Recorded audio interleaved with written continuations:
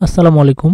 বাংলাদেশ বিষয়াবলীর গুরুত্বপূর্ণ একটি অধ্যায় হচ্ছে বাংলাদেশের সম্পদ। বিসিএস পরীক্ষায় বাংলাদেশের সম্পদ থেকে বিগত সালে যে ধরনের প্রশ্ন পরীক্ষায় এসেছে এবং যে প্রশ্নগুলো অন্যান্য চাকরির পরীক্ষায় বারবার এসে থাকে, এরকম 50টি প্রশ্ন সমাধান করব।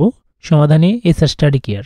1 নম্বর প্রশ্ন, বাংলাদেশের কৃষি কোন প্রকারের? তো বাংলাদেশের কৃষি হলো ধান প্রধান নিবিড় স্বয়ংভোগী, যেখানে প্রধান ফসল হচ্ছে ধান এবং স্বয়ংসম্পূর্ণ।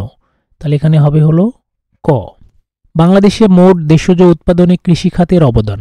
আমরা জানি বাংলাদেশে কৃষিখাতের অবদান 11 থেকে 13% ভিতরেই এবং এটা ক্রমহ্রাসমান। তাহলে অ্যান্সার হবে ক্রমহ্রাসমান। 3 নম্বর প্রশ্ন, প্রধান বীজ উৎপাদনকারী সরকারি প্রতিষ্ঠান। ক তে আছে হচ্ছে BARI, অর্থাৎ বাংলাদেশ এগ্রিকালচার রিসার্চ ইনস্টিটিউট। তারপরে আছে BRRI, Bangladesh rice research institute. এবং গতে আছে BADC, Bangladesh agricultural development corporation. এবং ঘতে আছে হলো BINA, Bangladesh institute of nuclear agriculture, যেটি ময়মনসিংহে অবস্থিত। এখানে প্রধান বীজ উৎপাদনকারী সরকারি প্রতিষ্ঠান হলো BADC, যেটার হেড অফিস ঢাকাতে অবস্থিত। বাংলাদেশ ইক্ষু গবেষণা ইনস্টিটিউট কোথায় অবস্থিত? তো বাংলাদেশ ইক্ষু গবেষণা ইনস্টিটিউটের বর্তমান নাম হচ্ছে বাংলাদেশ সুগার ক্রপ গবেষণা ইনস্টিটিউট, যেটি পাবনা জেলার ঈশ্বরদী উপজেলায় অবস্থিত। তাহলে ঈশ্বরদী। বাংলাদেশের চিনি শিল্পের ট্রেনিং ইনস্টিটিউট কোথায় অবস্থিত? এটাও ঈশ্বরদী পাবনাতে হবে। বাংলায় চিরস্থায়ী ভূমি ব্যবস্থা কে প্রবর্তন করেন? লর্ড কর্নওয়ালিস 1793 সালে বাংলায় চিরস্থায়ী ভূমি ব্যবস্থা প্রবর্তন করেন। তাহলে লর্ড কর্নওয়ালিস। চিরস্থায়ী বন্দোবস্ত কবে প্রবর্তন করা হয়? 22/3/1893, 22/3/1805, 22/3/1793। তাহলে আমরা জানি 1793 হবে। বাংলাদেশের মোট আবাদযোগ্য জমির পরিমাণ কত? তো এই প্রশ্নটি তথ্যগত কিছু অসামঞ্জস্যতা আছে, বিভিন্ন মাধ্যমে তথ্যের গরমিল আছে। এখানে আমরা 2,25,00,000 দিতে পারি, অনেক জায়গায় 2,18,00,000 দেওয়া আছে। তাহলে এখানে আমরা দেব 2,25,00,000 একর। 9 নম্বর প্রশ্ন, কৃষির রবি মৌসুম কোনটি? কৃষির মৌসুম মূলত দুটি, রবি এবং খরিফ। তো রবি মৌসুম হচ্ছে কার্তিক থেকে ফাল্গুন পর্যন্ত এবং চৈত্র থেকে আশ্বিন পর্যন্ত হচ্ছে খরিফ মৌসুম। তাহলে এখানে রবি হবে কার্তিক থেকে ফাল্গুন।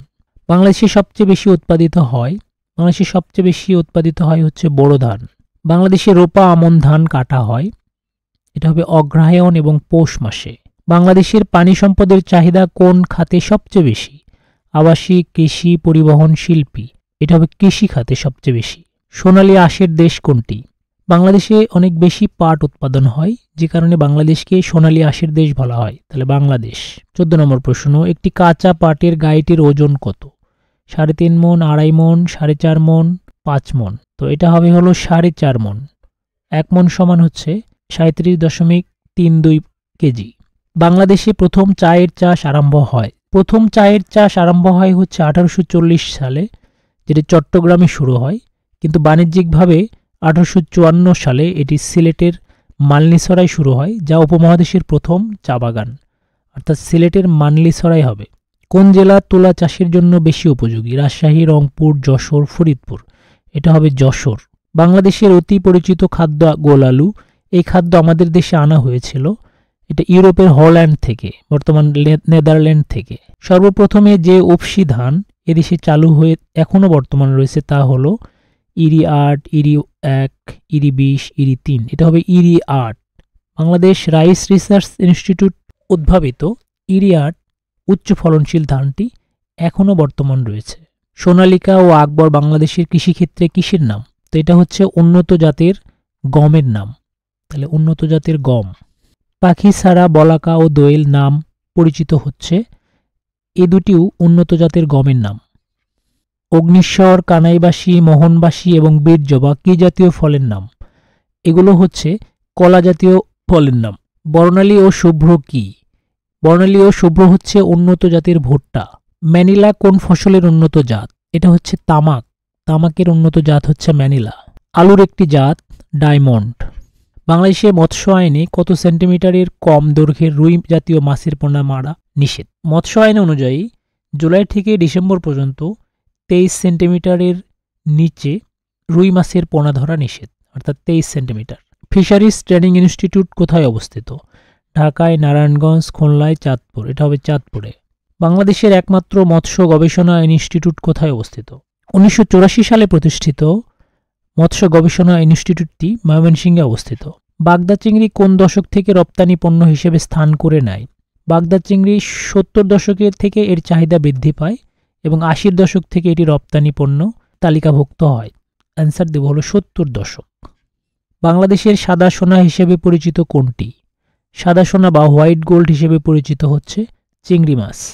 বাংলাদেশের কোন অঞ্চলে গোচারণের জন্য বাথান আছে? এটা হবে পাবনা ও সিরাজগঞ্জ। বাংলাদেশের কেন্দ্রীয় গো প্রজনন খামার কোথায় অবস্থিত? 1959 সালে প্রতিষ্ঠিত বাংলাদেশের কেন্দ্রীয় গো প্রজনন খামারটি সাভার, ঢাকায় অবস্থিত। গবাদি পশুর জাত উন্নয়নে পাক ভারত উপমহাদেশে কোন ব্রিটিশ প্রথম অগ্রণী ভূমিকা পালন করেন? J H B. Helen, lord Clive, lord Linlithgow, Warren Hastings. Lord Linlithgow, যিনি 1936 থেকে 1943 সাল পর্যন্ত ভারতীয় উপমহাদেশের ভাইসরয় হিসেবে দায়িত্ব পালন করেন, তিনি উপমহাদেশের গবাদি পশুর উন্নত জাত উন্নয়নে গুরুত্বপূর্ণ ভূমিকা পালন করেন। তাহলে লর্ড লিনলিথগো।